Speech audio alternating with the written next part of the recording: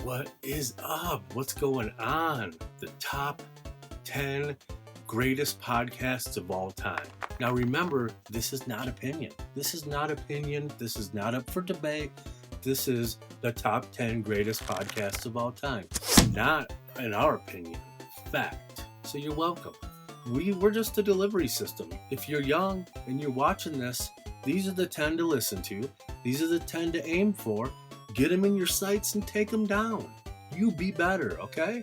I'm looking forward to more. Starting off at number 10.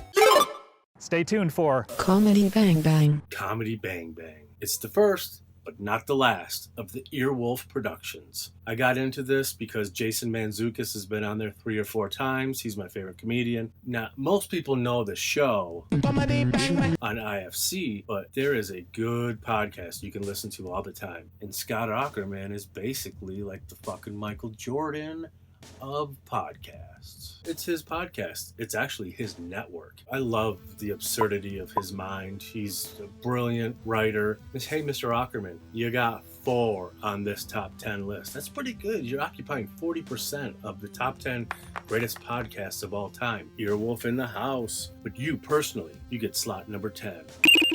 Give it a whirl. Number 9, we're going from comedy, switching right over to horror. Ladies and gentlemen, be weird, be rude, and stay alive. That's right. Number 9, we got Crime Junkie. Britt and Ashley Flowers. What a cool name. Listen to Britt and Ashley tell you horrible stories. Don't you want to hear 2 nice, pretty girls tell you stories about debauchery? I mean, it's a good delivery system. If you're going to tell me something bad, you might as well have someone good tell it to me. Do not talk to strangers on the internet. And that was number 9. Now, we got a couple different man interviews people on this podcast. Dax Shepard and Monica come in at number 8.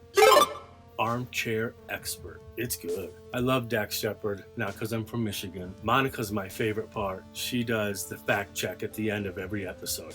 I think everything in life should have a fact check. Monica, do you think you could fact check the world for us? Come on, man. It's just the world, every topic, in every situation ever. Just fact check it for us. I looked them up once, the podcast, and I'm like, holy shit, that's her? And not to reduce a woman to looks, but I think she's one of the prettiest girls in the world. I'm sorry, Monica, I don't mean to say that you're pretty. Sorry. But yeah, speaking of beautiful women, Amy Nicholson. She's on this list twice. For a second, I was like, why am I being such a creeper? It's because it's the mustache. And coming in at number 7 are her and Paul Scheer. He's also on the list twice. Oh my goodness. What is going on? What the hell? Lucky number 7 is the doubles. 2s, 5s plus 2s is 7s. Amy Nicholson and Paul Scheer, Unspooled. Actually, I think this is going to keep jumping the list because when they were just doing the AFI Top 100, a lot of those films don't really resonate with me. But now that they're in the season 2, it's getting a lot more like the canon. The what? The... Don't say it because it's coming up on the thing. What thing? This thing. The Unspooled is really good if you want to listen to 2 smart people talk about smart movies. Well, check out Unspooled. This list is a lot like Barefoot's VHS collection. A lot of comedy and a lot of horror. Number 6 is we're going back into the deep, dark little crevices of the old Sword and Scale, Mike Boudet.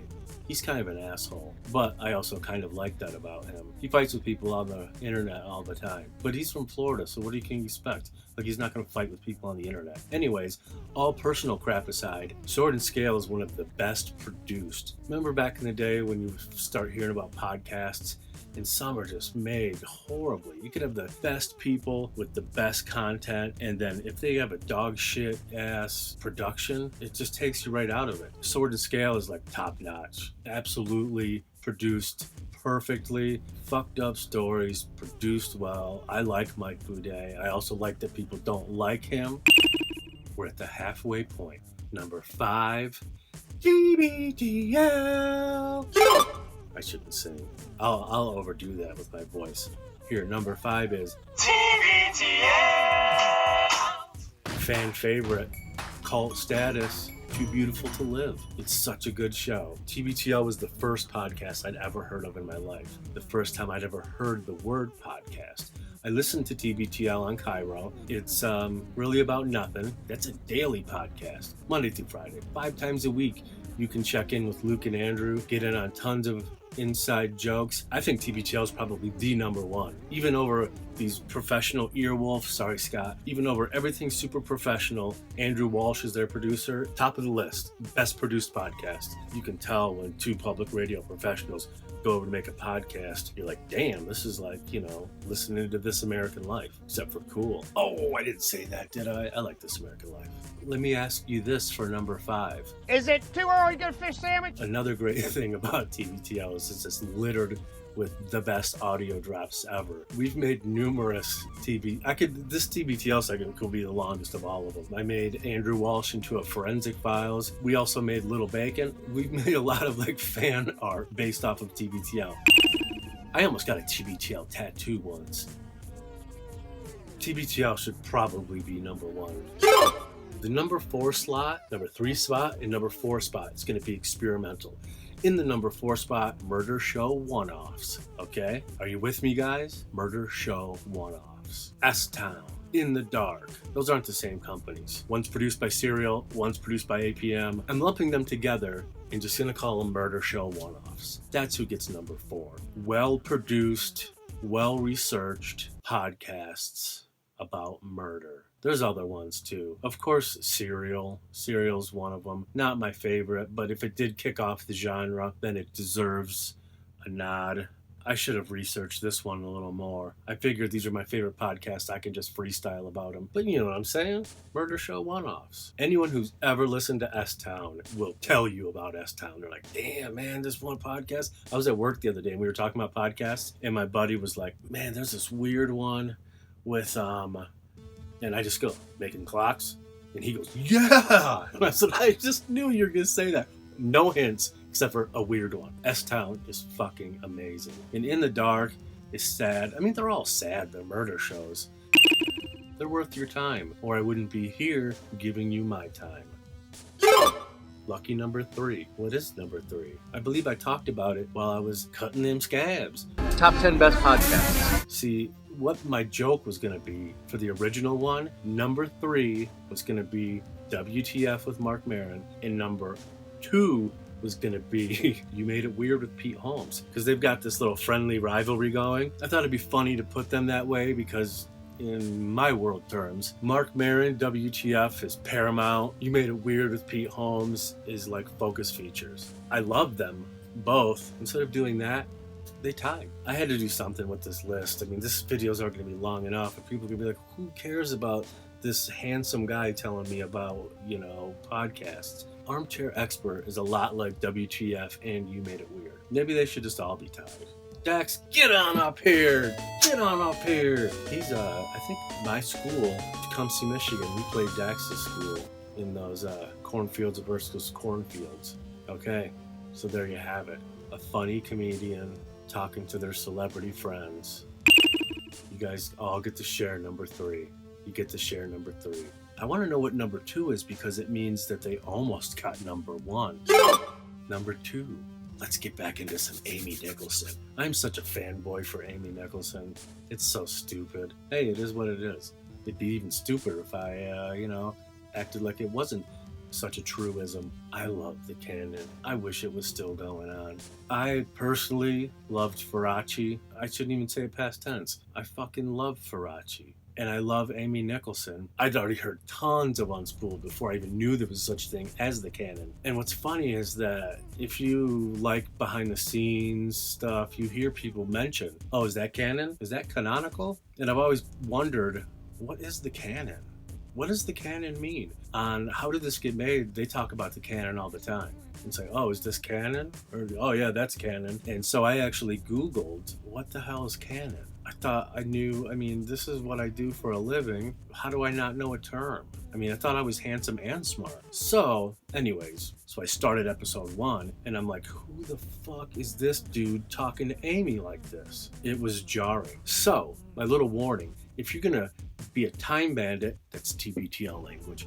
If you're going to be a time bandit in their podcast and go back, you might have to get used to the way that Faraci talks to Amy. With Unspooled, I've grown accustomed to Paul and Amy and their chemistry.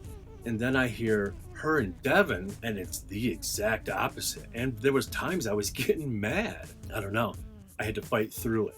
I was actually up on like a 30-foot ladder, so there wasn't much I could do. And maybe that's a saving grace, because by episode 2, I was like, oh, this isn't that bad. And by episode 3, I was like, no offense, Paul, I was like, this is better than Unspooled. But if you can get through it, you realize that they really like each other, and there's just two super intelligent, well thought out points of view. That's why I love the canon. I don't think I've ever heard a better podcast talking about the validity of movies than those two people's opinions going, Santa's not a thing anymore. Last Christmas, I got myself Stitcher Premium, so I can time bandit through pretty much everything. Oh yeah, by the way, today we're sponsored by Stitcher Premium. Go out and get you some backlogs. What's number one? What's up, jerks? You have a podcast. How did this get How made? did this get made? It's the best podcast, hands down. How did this get made? It's got two of my favorite things, filmmaking and comedy. Man, if they would just murder someone every episode, it would just, imagine that. A comedy show about, okay, here's a pitch. A comedy show about movies where someone dies every episode.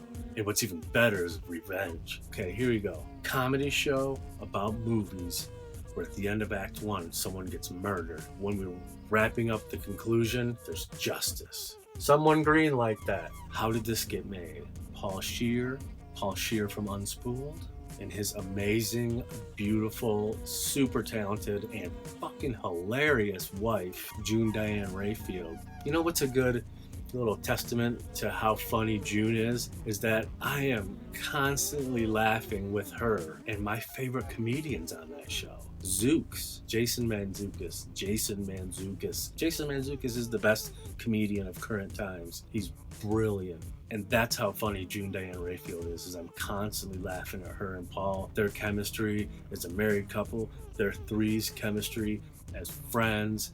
They always have good guests. And you know what's funny is I never knew there was a podcast called How Did This Get Made until I heard Dax Shepard talk about it on Armchair Expert. Because anything that Jason Mantzoukas is on, I will listen to it. Dax said something, do you feel like, are you guys kind of being mean? And he's like, no, man, we love these movies.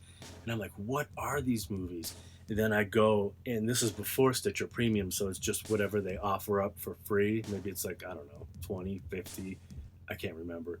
It's a bunch of episodes. And then you can unlock the rest of them. But they do almost all my favorite movies. And maybe that's why I don't like Unspooled so much, because those really aren't my movies. But if you're talking about Jason Lives and Sleepaway Camp and Chopping Mall, they just did Breakin' 2, Electric Boogaloo. That's literally like my favorite movie from when I was a kid. It's the best.